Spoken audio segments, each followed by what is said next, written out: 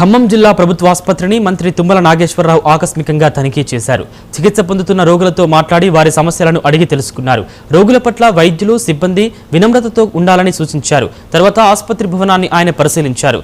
OP కోసం లైన్లో ఉన్న వారిని చూసి క్యూలో ఎక్కువ సమయం పట్టకుండా ప్రత్యామ్నాయం చూడాలని సూచించారు. వైద్య సేవలు, సదుపాయాలు, పరిశుభ్రత, ఔషధాల లభ్యతపై మంత్రి తుమ్మల సమీక్షించారు.